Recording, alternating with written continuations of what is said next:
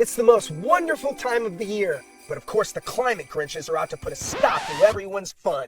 I'll let others have fun as soon as their fun stops impacting our future. From the trees to the food to the gifts you give, today I'm counting down 10 things about the holidays that drive eco-warriors mad. Will your favorite festive tradition be on their holiday hit list? Let's take a look and find out. Number 10, Christmas trees. Who wants to sing a global warming Christmas song with me? Anyone? Oh, Christmas tree, oh, Christmas tree. I wish the real trees weren't dead. I've seen more enthusiastic participation in a hostage video. Christmas trees may be the most iconic symbol of Christmas, but that doesn't mean the Greens don't want to take them away. But what impact does the Christmas tree have on the environment? Once the tree is chopped down, it slowly starts releasing emissions back into the atmosphere. An activist called Peach Rose even went on TV to call on people to ditch their Christmas trees. But we don't have to do something that, both the options for real and plastic trees are increasingly unsustainable. Then she went back to her house on top of a mountain overlooking Whoville. This generated the reaction you'd expect, with people around the UK uniting on X to tell Peach to bugger off. But Peach isn't alone. Climate activists in Germany attacked a small Christmas tree, spraying it orange. All while Bernie Sanders just stood there and watched. You know what? I don't want climate freaks breaking into my home vandalizing my tree. If it'll shut them up, this year I'll get a fake tree. Number 9. Fake Christmas trees. Why fake Christmas trees are actually terrible for the environment. Oh, come on! Do not get a fake Christmas tree. What's wrong with artificial trees now? Artificial trees are usually made out of a combination of metal and plastic, the production and processing of which can significantly increase the tree's carbon footprint. So I can't get real trees? I can't get fake trees? Where am I supposed to hang my Greta Angel? Or my Al Gore bowl?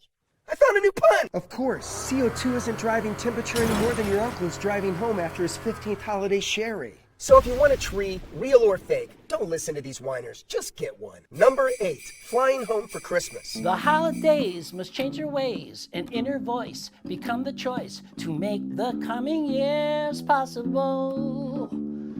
Where is the snow? Here in the Midwest, we get plenty of snow. But not all of the U.S. enjoys a white Christmas.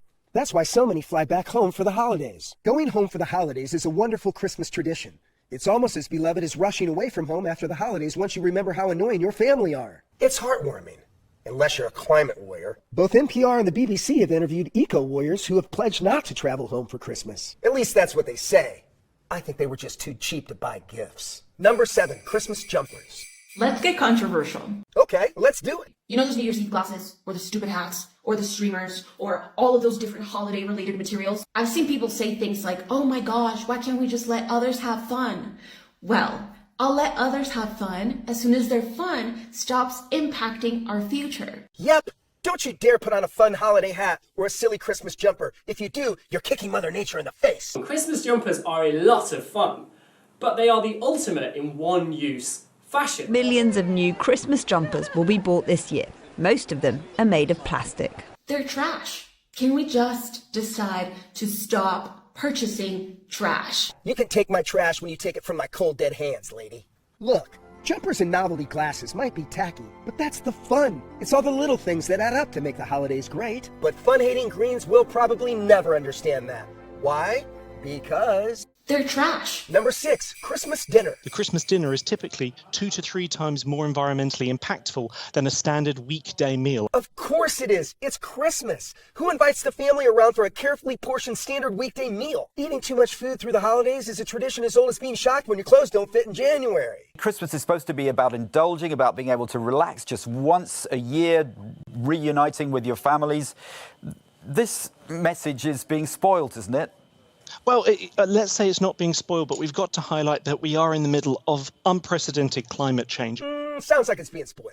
Number 5, Christmas decorations. Decorations. Yet another thing I think people buy brand new every single year. Don't you dare make your home look pretty this Christmas. If you do, you'll upset the fun vampires of the eco lobby. Going out and buying some generic gold and silver ornaments every single year and throwing them away every single year. The worst sin of all, according to these Greens, is decking your halls with some festive lights. Well, Ann Arbor is now just the latest city across the country that is working to fight light pollution that experts say can have a negative impact on the environment. God, just let people have their lights. It's not hurting anyone, and this need to control people, it's creepy.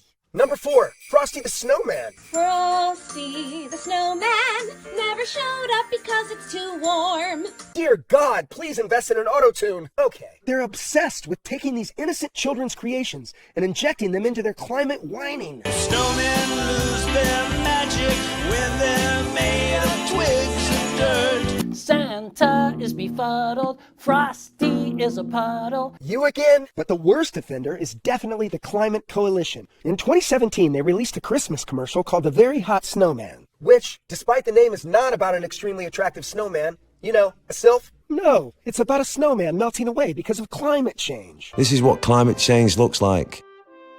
It's affecting so many of the things we love. The commercial was even narrated by the notoriously jolly Liam Gallagher of Oasis. Really? You couldn't even get the one whose name is literally Noel? I can't imagine the commercial was enjoyed by Britain's children, who got to watch a smiley, happy snowman die in front of their eyes. La la la la la la la la la. Number 3, Christmas wrap. We use like 227,000 miles of wrapping paper every Christmas. All that paper gets thrown away after Christmas, along with that book you asked for because everyone's talking about it, even though you'll never read it. But what alternatives to traditional wrapping paper are Greens offering? Sustainable wrapping. Maybe this is the week that you're going to wrap all your presents. Things to think about: newspaper or fabric. I know what you're thinking, Gen Z. What the hell's a newspaper? 5 ways to sustainably wrap your presents this year. Fabric scraps and old t-shirts. Leftover cardboard boxes are always sitting around. Oh yeah, I can't wait to be given a book dumped in a wine box or wrapped in some smelly old t-shirt. Luckily, this wrapping insanity isn't getting too much momentum. In the UK, a petition calling for the British government to debate banning non-recyclable wrapping paper gathered a whopping 76 signatures. I guess that's a wrap on that petition. Number 2, Christmas gifts. Unfortunately, most of the gift-related items that are sold during the Christmas season cannot be recycled, resulting in about 125,000 tons of plastic. Yep, it's not just the wrapping they hate, it's the gifts themselves. Many times our holidays definitely fall on the side of overconsumption. Another wasteful thing that I hate about the holidays is unwanted gifts. Rude. I guess I won't be getting you a Gorilla Science t-shirt then. Look, gifts aren't the be-all end-all of the holidays, but they are a common way for people to show affection to the people they care about. The environmental impact increases over the holidays with more gifts being bought and inevitably more toys wrapped in more packaging. What about the impact on that child of getting that toy they've always wanted? What about letting them, just for that day, feel a little bit special? But you know what? It's Christmas. In the spirit of goodwill, I'll extend an olive branch to the Greens. Maybe they can think of a Christmas gift that's eco-conscious, doesn't need to be wrapped, and is still fun. Number 1, eco-Christmas gifts? Luckily, I have the most sustainable gift idea ever. Oh, great. Let's hear it. Gift your loved ones CO2 removal.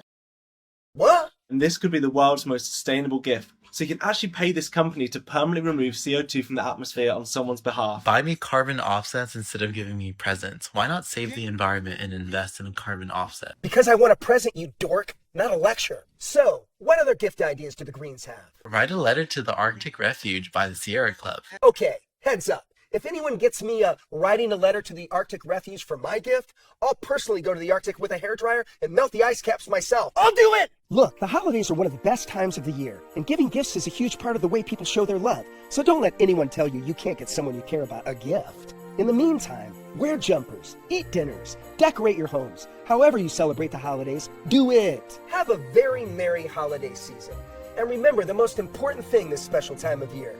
Don't ever get me a carbon offset for Christmas. These are the 10 biggest ways we think green grinches are ruining Christmas. Can you think of any more? If so, drop them in the comments below. Check out more Gorilla Science videos if you want to hear me ripping a new hole in the climate agenda.